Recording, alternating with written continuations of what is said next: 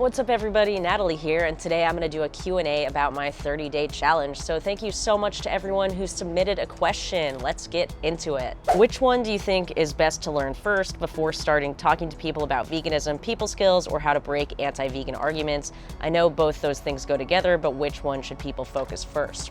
So in terms of learning the anti-vegan arguments, that really shouldn't take very long. The best way I know to do it is to read Earthling Ed's book, 30 Non-Vegan Excuses and How to Respond to Them. It's great because not only does it go through like the logical fallacies people use, but it also shows you exactly how to respond, what to say, and how to address each of the points. They also give you sources and everything like that in there. Ed said that when he started talking to people initially, the biggest place he would go wrong was when he didn't know what to say. He would start to get frustrated. So if you don't know the arguments, that's going to hurt your people skills as well. Now, in terms of learning people skills, that's something that can take a long time, but luckily if you're doing street outreach, you only have to nail like 15 to 30 minutes of conversation and then you're good to go. I do think vegans should focus on improving our people skills regardless. So yeah, I'm curious to know like what people struggle with in that regard. I was always very, very shy, so I've done a lot of work with that. One of the best books I could recommend is called How to Talk to Anyone by Leah Lowndes. That's a great book. I read it in college, and after I read it, it was like totally different. Like I could actually talk to people well, and it was great. In terms of street outreach, focus on keeping open body language, smile, make jokes if you can, and just try to connect with the other person at a human level so it doesn't feel like you're just kind of debating each other. Which do you find most effective at persuading individual change? Moral perspective, health perspective, environmental perspective. So these are kind of the three pillars of vegan outreach, if you will, and I think that we should always focus first and foremost on the moral argument, because there's evidence that shows that people who do go vegan for health or for the environment, sometimes they'll start reading up about animal agriculture and kind of switch to that moral perspective, which is great, but a lot of times they're more likely to cheat, they're more likely to go back. When people really do have that moral framework, that's the best way to have them go vegan and stay vegan long term. So always focus on morality. That being said, there are some times where, people don't care about morality. Maybe they care about health, maybe they care about the environment. So in that case, go for it. Really double down on those, but make sure that it's also true to you as well. For example, health has never been part of why I'm vegan. I do a lot of unhealthy things, as you've probably seen. So for me to talk to people about health, it's a bit disingenuous to me. That being said, I've met other advocates who, went vegan and lost 70 pounds. So coming from them, the health argument is a lot stronger. What made me go vegan was public health, and I think that's an interesting angle that I wish more people would take. So that would be pandemics, slaughterhouse deaths, the toxic waste that animal agriculture creates, air pollution, all that kind of stuff is a really interesting angle that I do wish people would take more. So it just kind of depends on what's true for you and the sense you're getting from the other person. But at the end of the day, morality is the baseline of everything, so definitely focus there. How many people that you talk to do you think will go vegan? Did you keep contact with some of them? If so, do you know if they became vegan later? So I try to keep contact with people after I talk to them, typically through Instagram. I find this to be the best way to connect with people for me, because sometimes I post there. I don't post as much lately, but sometimes I do, and then they'll have like little reminders about veganism. It's also really easy to message people. I don't know if anyone has for sure gone vegan. I've messaged a couple people and they haven't gotten back to me, so that's never a good sign. But there are people I talk to that I definitely think are going to. Those pre-vegans I called them, I would be shocked if they don't end up vegan. And there were a couple of people I talked to on the street that I didn't get on camera that I really think are gonna make the switch. And that one girl from when I was asking people about Peter Singer, her girlfriend was very, very interested in veganism, so I think that she's gonna do it as well. How important do you think it is to have statistics and numbers on hand for the empirical questions about animal agriculture and such?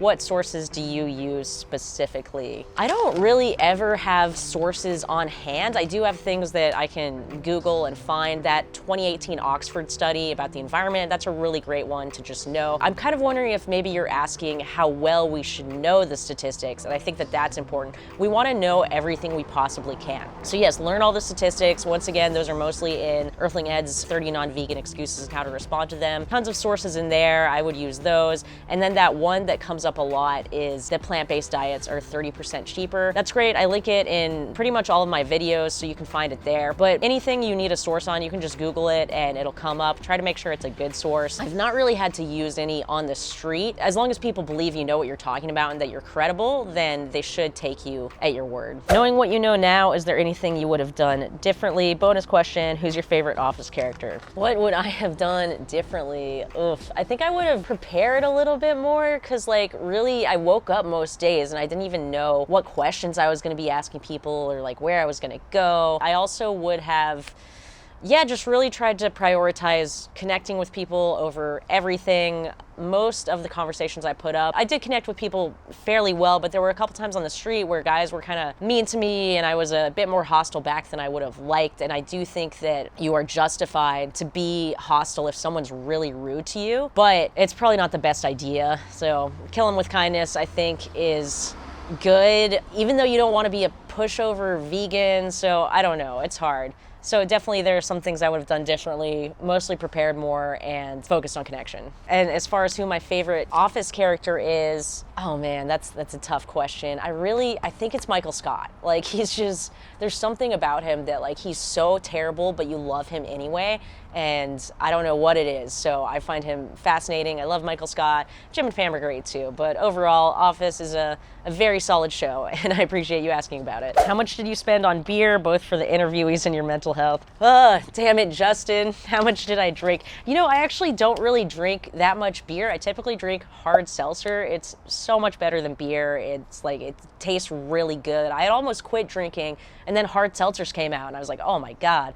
This stuff is so good. So yeah, I probably spent like $100 maybe on both the interviews and myself. I actually drank a little less during the challenge because I was just so busy, and usually I drink when I'm with my friends, but I was using so much social energy for street outreach that I only saw my friends like twice. And whenever I did, I couldn't, it was too much socialization for me. So basically I would go home, maybe have a beer on the street with people, and then I would come back and I found some new coping devices besides drinking, like watching really bad dating shows on Netflix. I got kind of into that. So yeah, drinking was a little less during the challenge than usual. But thanks for asking. How long do you think until killing someone unnecessarily be illegal? Will we live past climate catastrophe to see it?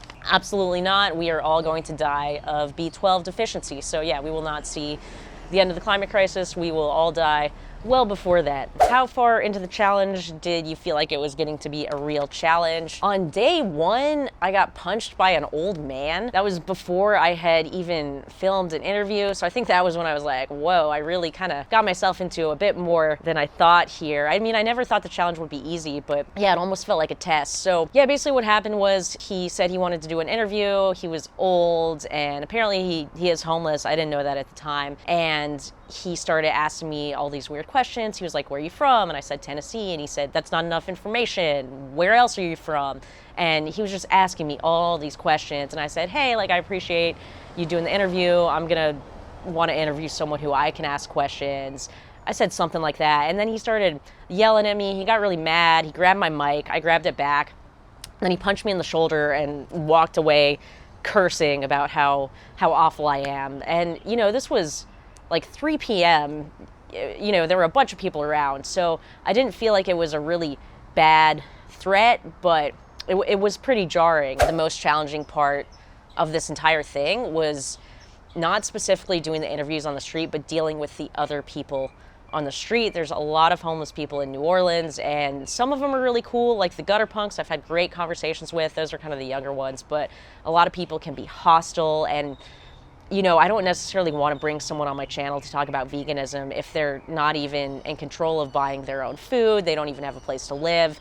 But then you don't want to ask people if they're homeless because they get kind of mad about that. So I found that the best way to deal with it was if someone came up and I could tell they were homeless and they wanted to do an interview, I would just tell them, I'm sorry, but I'm only interviewing women right now. That seemed to be an effective way to politely decline an interview where they wouldn't get mad. Anything you learned from the 30-day challenge? Yes. So I guess I touched on this a little earlier, but I do want to say one important thing that I think we all need to keep in mind is our safety. There was this guy, this animal rights advocate in Utah who was murdered this past week. I'm not sure if it was related to the fact that he was protesting, but it could have been, and you know, we just always need to make sure to protect ourselves. So I started carrying around a knife, and it really made me feel better, especially after that guy punched me. So I think having some sort of weapon on you, whether that's bear spray or pepper spray or whatever you want, just having something to protect yourself is good. And we should all be doing that. So that's one of the biggest things I've learned. The other thing, it's really helpful to have some sort of a pregame routine.